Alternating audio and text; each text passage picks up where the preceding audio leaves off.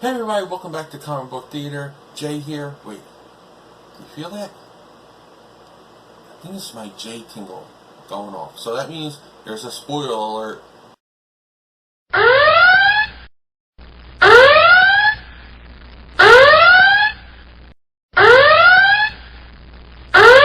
While you're here, don't forget to like this video, subscribe to my channel, and hit that notification bell so you never miss a video. Also, check out and subscribe to my group channel, Comic Frontline, where the Frontline 6 come together every Tuesday night at 10 p.m. Eastern Time for Frontline Live to discuss all the latest news in geek culture and our top 5 comics of the week. Continue the conversation on the Frontline Discord. Be sure to check out ComicFrontline.com for the latest previews, reviews, news, and interviews, along with fun, unique features and daily updates. And don't forget to follow me, Comic Book Theater, Media Manus, and Comic Frontline on Twitter, Facebook, and Instagram. Well, if you're still here, that means that you don't care about the spoilers and you want to know what happened in Spider-Man Far From Home. Alright, I waited until I saw it 2 times, because I always like, I said this before, I always like to watch a movie, especially a superhero movie, twice before I review it, because the first time I go in there as a fan, you know, and I'm seeing it through my fandom eyes, you know, I pick little things out. And the second time I go see it as a regular movie, you know, I sit down, I shut off that part of my brain, I'm just like, let me just see what this movie is on its own. Okay, so I've done that now, and I want to talk about it. So, the plot of this movie is Peter Parker is going on a school trip. You know, it's a European school trip for, with school.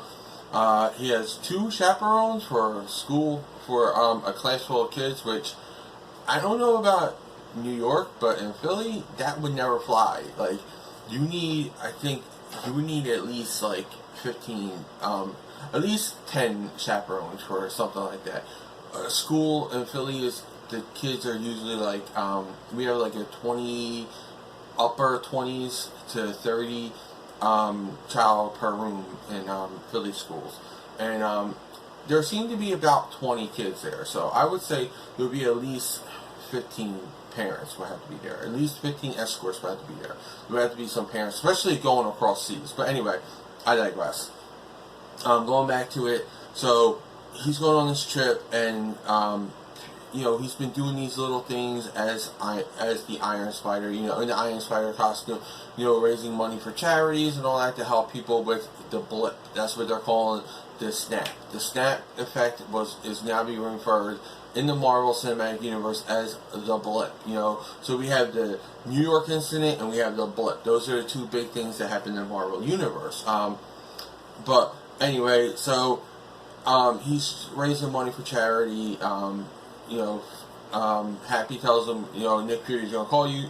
What? Nick Fury calls him. He's like, no, you answer. No, you answer. No, no, no, no, no. And he eventually sends, you know, don't, you know, he ignores it. And then, you know, Happy's like, you don't ghost Nick Fury. And he goes away on this trip, and he's like, I'm not going to be Spider-Man, I'm not going to be Spider-Man. He doesn't take his costume on purpose, and Aunt May decides to pack it anyway. So he has his costume there, and he's in Europe. I think the first one was they went to Venice.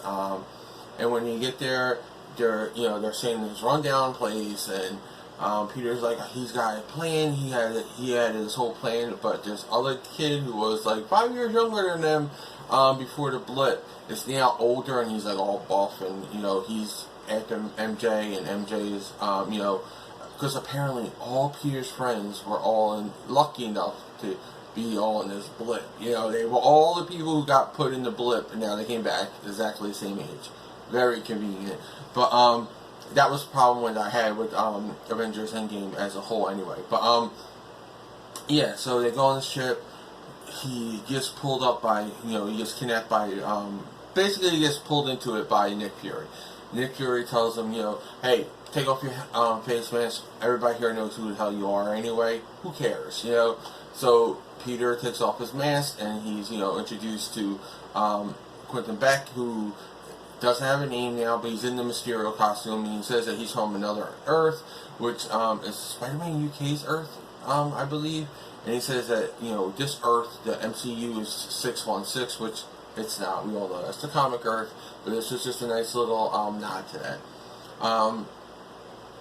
And he tells them, I need your help. These elementals attack my Earth and, destroy my Earth and everything like that.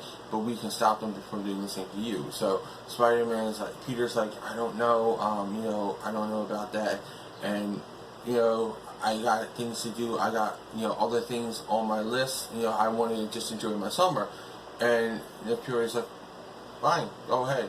And he gives him these glasses that Tony left him. So Peter goes back and he's like, hey, cool, I'm going back on my vacation. Finds out that now he's got to go to Prague, where the next attack is going to be, conveniently. There's a character named Dimitri who could be Chameleon. Again, these are all spoilers, people. So, and I'm also going to talk about the mid-credit scene, but not the post-credit scene. So just wanted to get that out there. Yeah, I'll be in another video.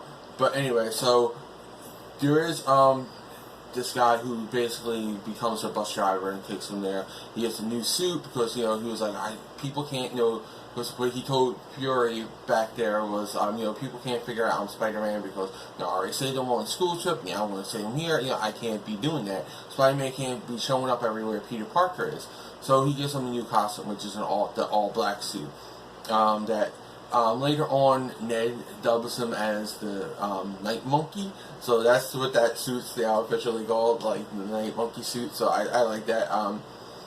And Ned and Betty are dating because they bonded on the plane, and Peter's trying to bond with MJ, but every time he turns around, he has some spider stuff to do, and the other guy is moving in on Peter's girl. So it's like, Peter can't catch a break. So he goes, he fights the elemental. He fought the water one. They won that. Now they're fighting the fire one. He wins that.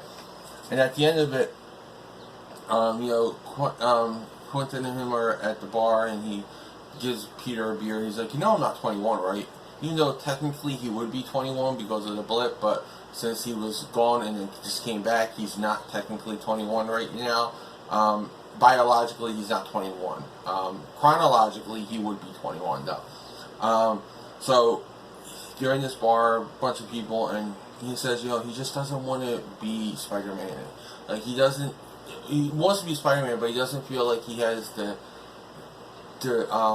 gravitas to be the next Iron Man. Like, that weight on his shoulder is too much. So he tells Quentin, you could be the next Iron Man, and he gives him the glasses, transfers control over Edith, which stands for even dead, I'm the hero, which is, very Tony Stark to do. And that was Quentin's whole plan, because as Spider-Man leaves, or Peter Parker leaves, we find out that he's taken the name Mysterio, and Mysterio's the name of this whole organization now.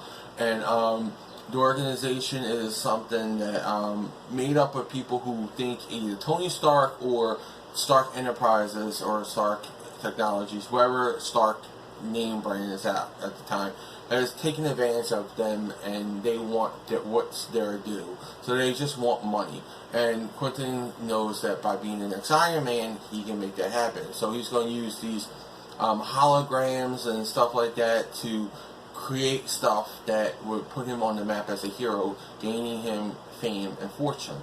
So that's the plan.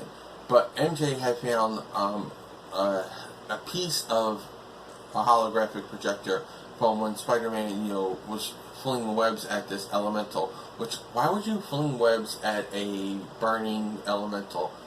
Webs are not going to work on him. Same thing with the hydro elemental.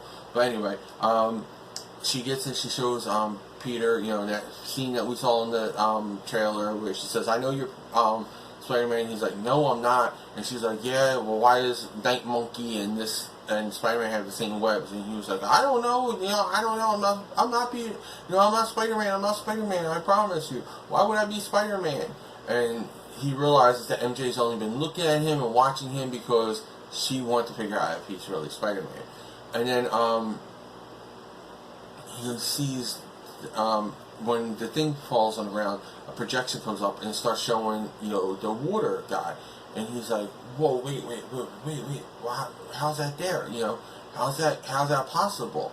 And he realizes slowly that Mysterio has been playing him all along. Mysterio just wanted the glasses, and he has to tell someone because this is what the plan is. So Mysterio finds out that he knows, and he pulls a trick on him to find out that the other people, like MJ and Ned, know, and so he goes after them, and Spider-Man has to save the day. So Happy comes, and he brings them a new suit. Peter designs his new suit using Tony Stark's technology on the plane, which really shows Happy that Peter is ready to be the next Tony Stark. And as he's doing it, he's making this new suit. Quentin is setting it up to attack the kids, and Peter is, making a suit, and he goes on, he saves his classmates, and he takes out Mysterio. But Beck had a backup plan, which was to out Spider-Man, and this is what's revealed in the credit scene, is that there's video that was released to a InfoWars type website, which is called DailyPlanet.net, and Daily Bugle, sorry. Always Superman fan, but it's DailyBugle.net. And J. Jonah Jameson, who is actually from the first Spider-Man movies, which was really cool to see. They had J.K. Simmons come back as J. Jonah Jameson, but this time instead of like having that little buzz cut flat top hair, he's got like a bald head and just like hair on the sides, which gives him a different look, a different feel for this different universe, which I appreciate. And he says, like, the video shows that Spider-Man is actually the villain, which makes it reworks the video to show that Spider-Man actually killed Beck, literally killed him, and not just a backfire. And then also at the end it shows a picture of Spider-Man as Peter Parker, and it says Peter Parker is Spider-Man is Peter Parker, and Peter's just Spider-Man's just like this, like inside the mask, but he's just like, oh my god, like he's freaking the hell out because his identity's been revealed. That's the end of the movie. I'm gonna get to the post-credit scene again in another video. I got a whole theory on that, but I don't know. I'm not as big of a fan of these movies as everyone else seems to be. These are great movies, don't get me wrong. A lot of action, a lot of adventure, a lot of heroics, all that good stuff that you want in a Spider-Man movie. But I think it's my problem with the main movie, with the first movie, was that it's too Tony Stark centric. Tony Stark has essentially become the Uncle Ben. And I think that's because Marvel wants to get away from, we've done this before, because Sony's done Spider-Man twice in the, within 10 years. They did 2 Spider-Man movies, rebooted it, told the origin story again, and we had to be something different. That's why Aunt May is so young, and I hate that she's so young. Aunt May should not be hot. I'm sorry. I know that's an unpopular opinion, but Marissa Tomei should not be Aunt May. She's too damn hot, and you don't want a hot Aunt May. It ruins the Peter Parker experience for me. But also, I hate that Iron Man, Tony Stark, has become the Uncle Ben. In this movie, he treats Iron Man, Tony Stark, like Uncle Ben. He's the wise older sage who gave him all this advice and taught him to be a hero. No, freaking Uncle Ben taught him that, and I hate that as a Spider-Man fan. I hate that so much because it lessens Uncle Ben's impact on Peter. And we know that Uncle Ben's alive because the suitcase says BFP. Uncle Ben's initials.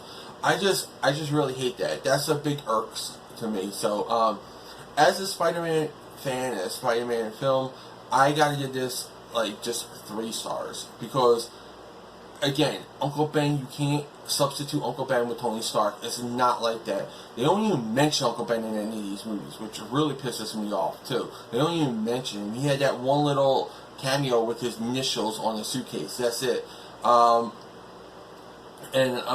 Then as a movie as a whole, I would give it 4 stars though, because I did like it, I did enjoy it, I did have fun with it. But again, as the Spider-Man fan, I hate the fact that Uncle Ben is being replaced by Tony Stark.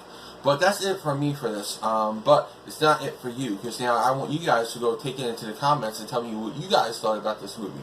Are you okay with hot Aunt May? Are you okay with Uncle Ben being replaced by Tony Stark? Or do you think that he's not being replaced by him at all? Let me know all that and more, your thoughts in the comments below.